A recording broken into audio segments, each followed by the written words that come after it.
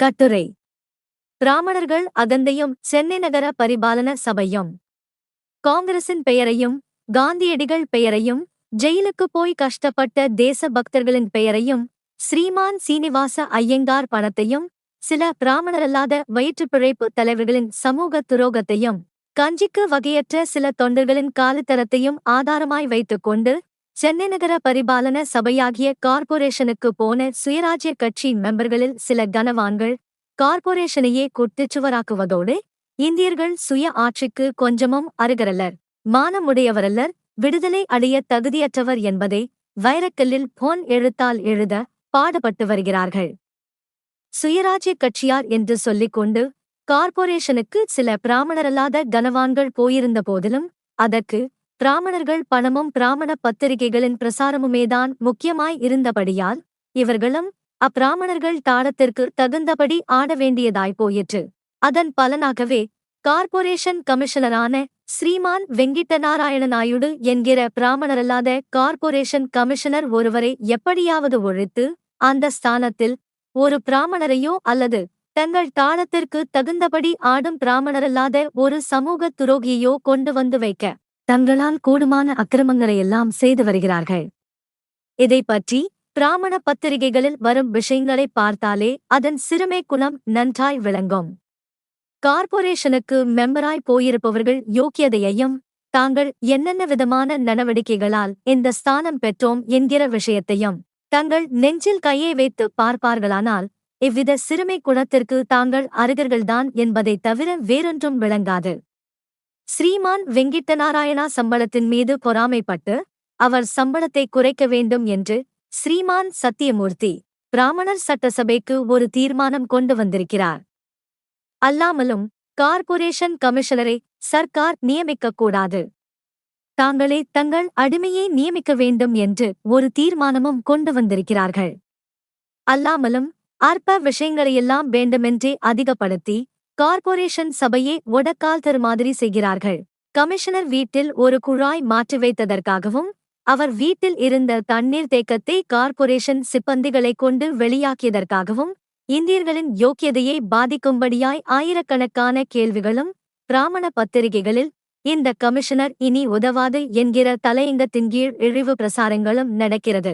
இந்த உத்தியோகத்தில் ஸ்ரீமான் வெங்கிட்டநாராயணாவுக்கு முன் இருந்த ஐரோப்பியர், இந்தியர் முதலிய கமிஷனர்கள் காலத்தில் இருந்த சம்பளமும் நியமனமும் முனிசிபல் சிப்பந்திகள் குடும்ப சகிதமாய் கமிஷனர்கள் வீட்டுக்கு போய் வேலை செய்ததும் அவர்கள் இஷ்டம் போலெல்லாம் ஆடினதும் இவர்களுக்கு கொஞ்சமும் கவலையை உண்டு பண்ணவே இல்லை.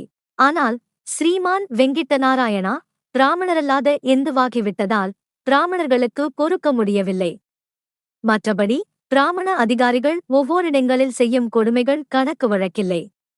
உதாரணமாக சென்ற ஒரு வருஷத்திற்குள்ளாக கவர்மெண்ட் பிராமண அதிகாரிகளில் சிலர் ராமகிருஷ்ணா ஹோம் நிதி என்னும் பெயரால் நாடகமாடிக்கொண்டு ஆங்காங்குள்ள சர்க்கார் சிப்பந்திகளைக் கொண்டு 1000, 5000, 10,000 ரூபாய்களுக்கு டிக்கெட் விற்றுக் கொடுக்கும்படி செய்து கிராம அதிகாரிகளையும் குடித்தனக்காரர்களையும் வியாபாரிகளையும் நெருக்கி டிக்கெட் ஒன்றுக்கு 10 ரூபாய் வீதம், ஆள் ஒன்றுக்கு 2, 4, 5, 10 டிக்கெட்டுகள் வீதம் கட்டாயப்படுத்தி அவர்கள் தலையில் கட்டி தண்டம் வசூல் செய்வது போல் பணம் வசூல் செய்தார்கள், செய்கிறார்கள், செய்யவும் போகிறார்கள்.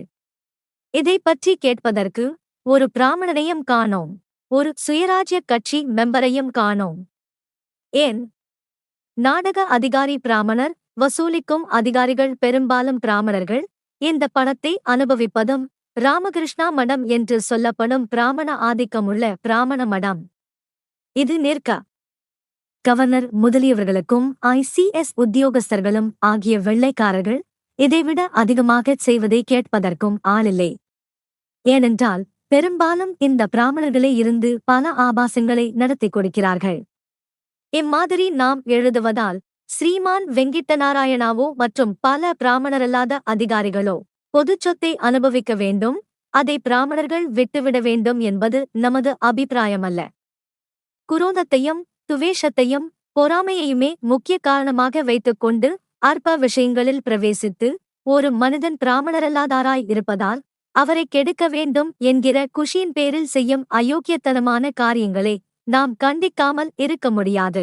அல்லாமலும் நமது பிராமணர்களுக்கு கார்ப்பரேஷனில் கொஞ்சம் செல்வாக்கு ஏற்பட்டவுடன் ஒரு பிராமணரல்லாத அதிகாரியே, அதுவும் லஞ்சம் லாவணம் பொய் புரட்டு இல்லாத கண்டிப்புவாதியானவரும் கெட்டிக்காரரும் என்று பிராமணர்களாலேயே சொல்லப்பட்டு வந்தவரான ஒரு முக்கியஸ்தரையே ஒழிக்கப் பார்ப்பார்களானால், இவர்கள் கைக்கு மந்திரி உத்தியோகமும் சட்டம் செய்யும் அதிகாரமும் வந்துவிட்டால், கபடம் சூது அறியாத பிராமணரல்லாத பாமர மக்களின் தலையெழுத்து என்ன ஆகும் என்பதை பிராமணர்கள் பின்னால் கவி பாடிக்கொண்டும் அவர்களை தலைவராக்கிக் கொண்டும் பிழைக்க நினைக்கும் பிராமணரல்லாத குள்ள நெறிகளையும் தங்கள் சுயநலத்தை உத்தேசித்து பிராமணர்களுக்கு ஆக்கம் தேடிக் கொடுத்து பதவியடைய நினைக்கும் பிராமணரல்லாத சுயகாரிய புலிகளையும் யோசித்துப் பார்க்கும்படி கேட்டுக்கொள்கிறோம். குடியரசு கட்டுரை, பிப்ரவரி 14, 1926.